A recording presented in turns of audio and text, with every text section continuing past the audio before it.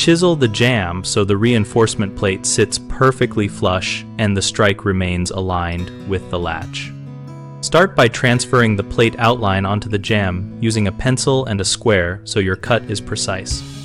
Score the outline with a utility knife to prevent splintering and then remove finish paint inside the marked area. Use a 1/2-inch chisel and a mallet or hammer held close to the blade for controlled shallow paring cuts, working from the edges toward the center and keeping the chisel bevel up for smoother removal.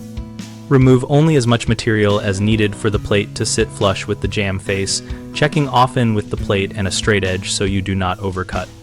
If the jamb is deep or the plate requires a cavity, hog material with a series of shallow passes rather than a single deep plunge to maintain structural integrity.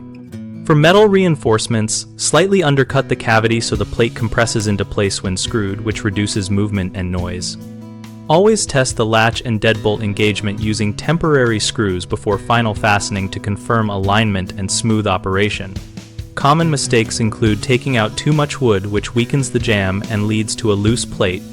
Avoid this by making multiple light passes and checking fit constantly. Another frequent issue is misaligned strike and latch, which causes binding. Prevent this by assembling the plate and hardware temporarily and cycling the door to confirm smooth action before final screws. Finally, people often leave rough, splintered edges that cause improper seating. Minimize splintering by scoring the outline first, paring to the line with the chisel bevel up, and finishing with light shaving cuts for a clean recess. We run bighomeprojects.com to connect homeowners with local contractors for projects like plate reinforcement and jamb preparation, and we maintain an active discussion community where people share techniques, ask questions, and post photos of their work.